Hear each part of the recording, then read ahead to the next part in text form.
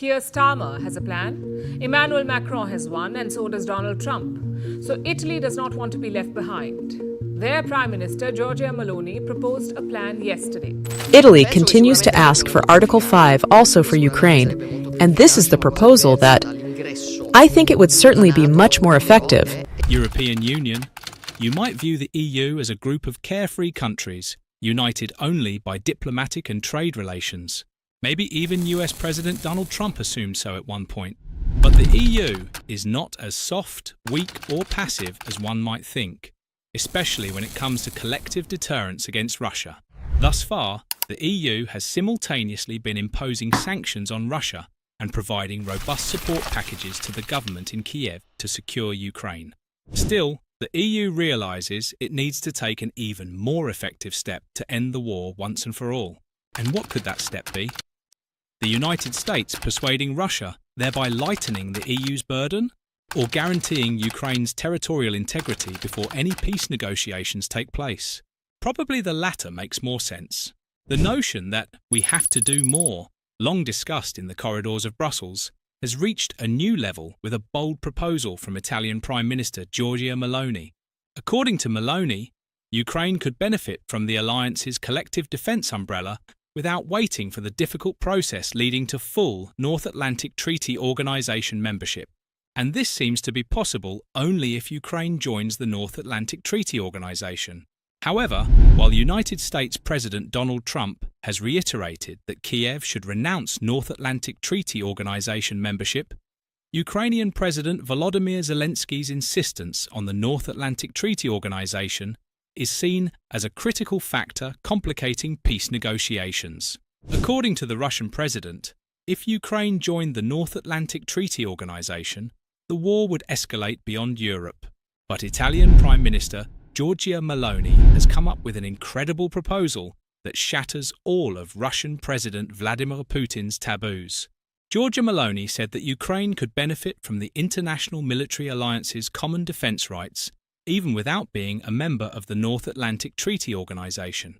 Could the principle of the North Atlantic Treaty Organisation's Article 5, according to which an attack on one member state is considered an attack on all members, be extended with a special status to Ukraine, which is currently not formally part of the alliance? While this idea resonates within the European Union, the reaction of the Russian side remains to be seen. Moscow is adamantly opposed to any move that could bring Ukraine under the North Atlantic Treaty Organisation umbrella. So is Meloni's proposal realistic on the European stage, or is it a diplomatic manoeuvre? Moreover, the European Union is considering the possibility of sending a peacekeeping mission to Ukraine. France and the United Kingdom have already signalled this. Understanding these steps to bring Russia to the table against the deterrent force reveals the historic transformation of Europe's security architecture. Italy's offer of international military protection for Kiev could have a wide-ranging impact not only on the Moscow-Kiev line, but also on debates within the European Union, from the Trump administration's stance to the European Union itself. Here, we take a closer look at Italy's surprise exit and Europe's plans to change Ukraine's destiny. We will also examine how the European Union views the issue and what else the bloc can do for Ukraine.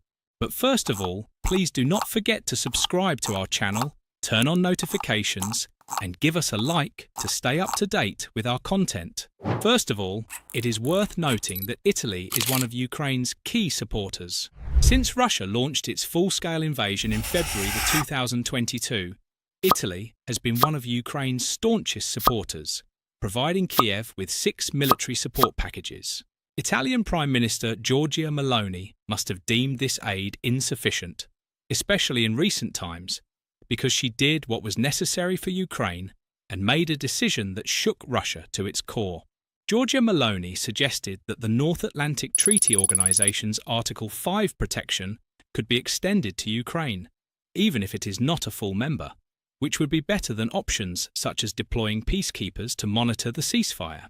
Meloni told a press conference in Brussels that while extending the coverage of North Atlantic Treaty Organization countries to Ukraine would be different from membership, it would certainly be much more effective. Article 5 states that an attack on any North Atlantic Treaty Organization member would be considered an attack on all. Under this article, the parties agreed that an armed attack on one or more of them in Europe or North America would be considered an attack on all of them, and therefore, if such an armed attack occurs, each of them, in exercise of the right of individual or collective self-defense recognized in Article 51 of the Charter of the United Nations, shall assist the attacked party or parties by taking such action as it deems necessary, immediately, individually, and in concert with the other parties, including the use of armed force, to restore and maintain the security of the North Atlantic area. Article 5 was first and only invoked after the September 11th terrorist attacks in New York, but collective defense measures have been taken on many occasions, including in response to the Russian invasion of Ukraine. So here, the Italian Prime Minister is talking about the possibility for Ukraine to be guaranteed the protection of the international military alliance without having to become a member of the North Atlantic Treaty Organization. Meloni's proposal, combined with the country's support for Ukraine since 2022, could increase tensions between Rome and Moscow. Ukraine's desire to join the North Atlantic Treaty Organization has been a major bone of contention between Kyiv and Moscow, with Russia demanding that Ukraine give up its aspirations to join the alliance as part of a future peace deal to end the conflict in Ukraine. United States President Donald Trump, for his part, has been pressing Ukraine to forget about joining the North Atlantic Treaty Organization, arguing that these aspirations are probably the reason why it all started. While Kiev continues to insist on joining the alliance, Ukrainian President Volodymyr Zelensky included North Atlantic Treaty Organization membership in his first victory plan presented to allies in September 2024.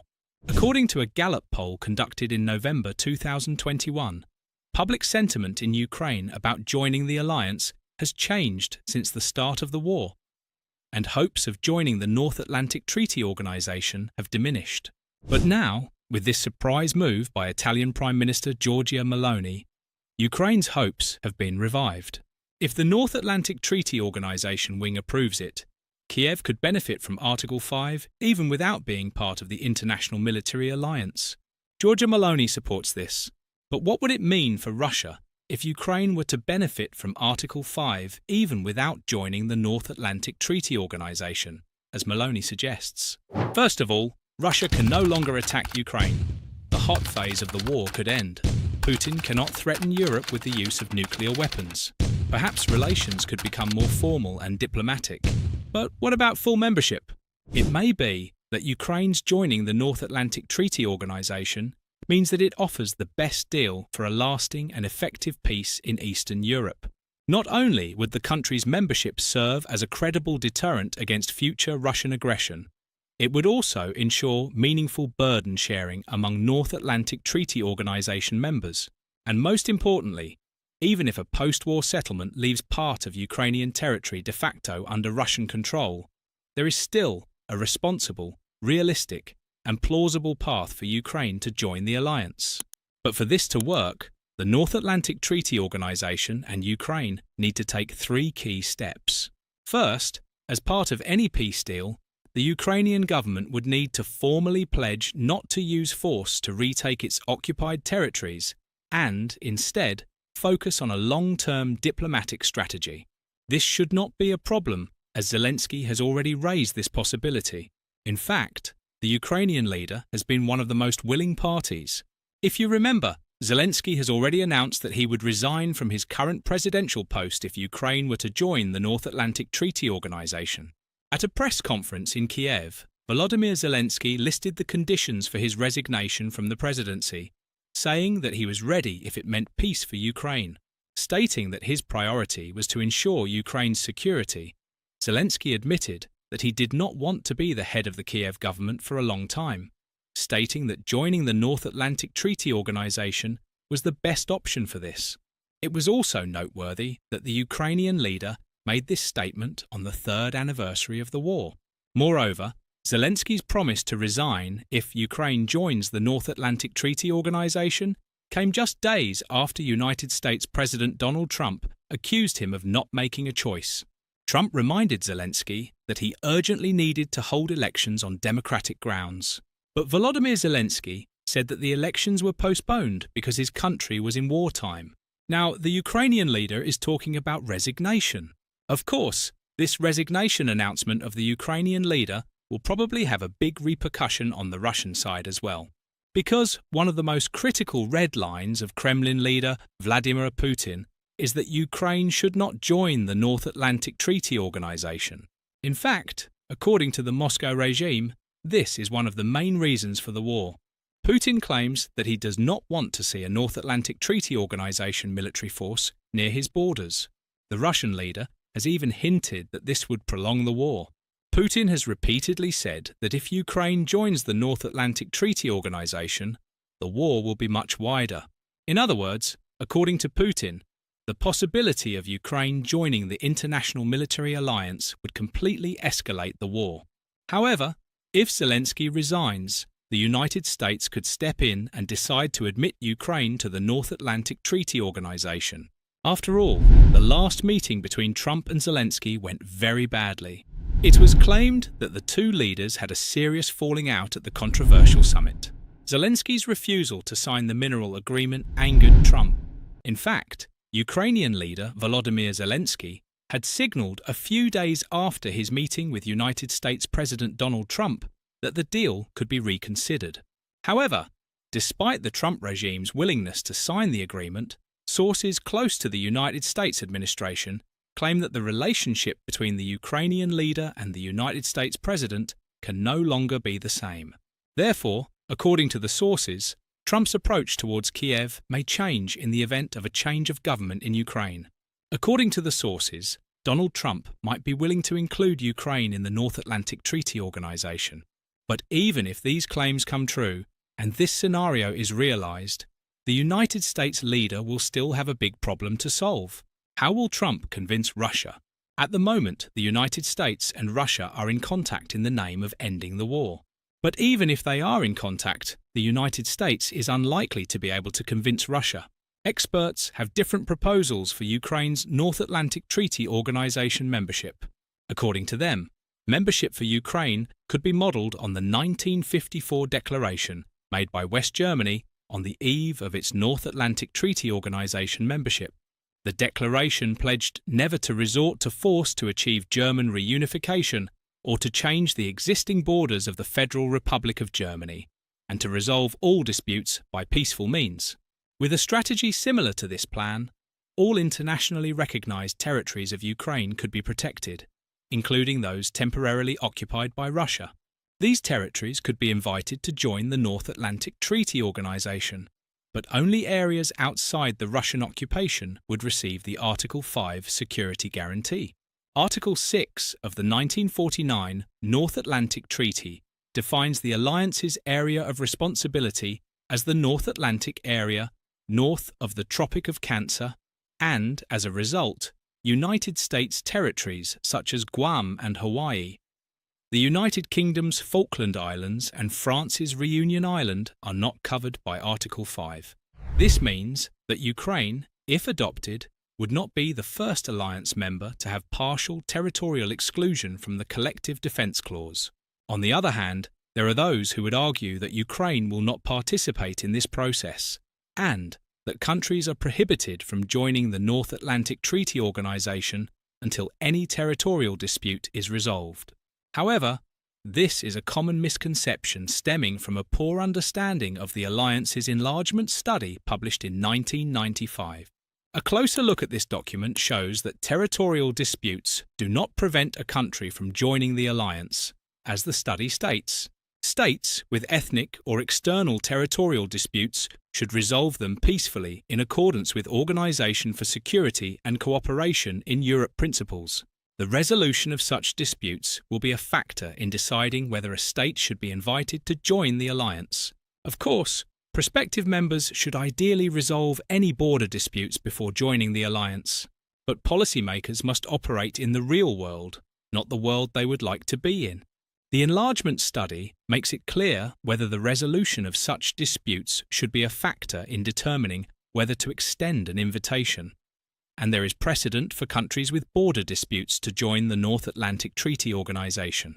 For example, Estonia, which joined the alliance in 2004, still does not have a legally recognized border with Russia, and Croatia, which joined in 2009, has unresolved border disputes with Serbia. Since the North Atlantic Treaty Organization's first enlargement in 1952, their open-door policy has greatly enhanced transatlantic security. But Russia's malign actions in Georgia, Ukraine and Moldova, and the transatlantic community's inability to push back, have given Moscow a de facto veto over future membership. Russia now knows that all it needs to do to prevent a country from joining is to invade or partially occupy it. In fact, and perhaps most importantly, the alliance would have to amend Article 6 to exclude Russian-controlled parts of Ukraine. This could be done during the accession protocol process that each alliance member goes through before admitting a new country, and there is precedent for this. Article 6 was amended before Greece and Turkey joined in 1951, and in 1963, after the independence of Algeria, the North Atlantic Council recognized that Article 6 no longer applied to the Algerian departments of France. Amending Article 6 temporarily would take away this veto right from Moscow. This would change the situation completely, starting with Ukraine. The only question is whether the leaders on both sides of the Atlantic have the creativity and political will to make it happen. If such a decision is made, Russia could indeed be in a desperate position. Putin's dreams of a residual invasion could be completely dashed. Besides Ukraine joining the North Atlantic Treaty Organization, another option to stop Putin is to send in peacekeepers. The European Union is considering this issue thoroughly. The United Kingdom and France are among the leading contenders for sending troops to Ukraine. Italy, on the other hand, supports the steps taken by both countries. Italian Prime Minister Giorgia Meloni said that the simplest solution to Kiev's security problems would be to send European troops to Ukraine, as proposed by the United Kingdom, but rejected the option of deploying Italian troops. Plans by the United Kingdom and other European countries to send troops to Ukraine are still in the very early stages. But United Kingdom Prime Minister Keir Starmer may already be thinking about how such a move could play out at home. Sending United Kingdom troops abroad, even for a peacekeeping mission, always has the potential to trigger a huge public debate. The government is considering deploying military forces for the first time in 11 years after the Cameron government discussed intervention in Syria with the United States Obama administration in 2014. Since then, the United Kingdom has not seriously considered deploying troops overseas. For now, the picture is slightly different when it comes to sending peacekeeping troops to Ukraine. In mid-January, 58% of those surveyed strongly or somewhat favoured the deployment of United Kingdom troops as peacekeepers. Support is higher among Labour voters at 66%, with Conservative Party voters and Liberal Democrat voters showing similar levels of support. Starmer may find support from limited opposition to the peacekeeping deployment. Only 15% of Labour voters either somewhat or strongly oppose the deployment of United Kingdom troops as peacekeepers, below the national average of 21%. But history shows how volatile public support can be when it comes to war. According to experts, Starmer will have to make sure that his government publicly understands the need for United Kingdom troops to serve as peacekeepers in Ukraine, and he will need to do so honestly. Sir Keir Starmer will be aware of the importance of parliamentary support for military action. The most significant challenge to Starmer's plans may come from the Treasury rather than the Conservatives. The proposals reportedly include 30,000 British and European troops. The number of troops the United Kingdom would contribute to this joint force is unclear. However, cost will be a primary focus for Finance Minister Rachel Reeves. Reeves has committed to increasing defence spending to 2.5% of gross domestic product, but no timetable has been set. Starmer is under pressure to increase this further, but any increase could be financially difficult given the United Kingdom's fiscal situation. Experts predict that deploying United Kingdom troops to Ukraine, whatever happens, could become a defining part of Starmer's foreign policy. Increasing military spending and demonstrating that the United Kingdom will help cover the cost of peacekeeping in Ukraine could also help set the tone for Starmer's relationship with Trump. On the other hand, there are important innovations on the French side. In a televised address to the nation, French President Emmanuel Macron said he plans to hold a meeting next week with army commanders from European countries willing to send troops to Ukraine following any peace deal with Russia. Macron also said that France must be ready in case the United States is no longer on its side. Taking all these details into account, it is clear that the European Union is doing its best to protect Ukraine. Italy's proposal for Ukraine to benefit from Article 5 without being a member of the North Atlantic Treaty Organization could create a momentum in the European Union's protection mission. Of course, military, financial and humanitarian support for Ukraine is important, but a diplomatic and political guarantee, like the one proposed by Italy, could signal a lasting peace for Ukraine. Thank you for watching.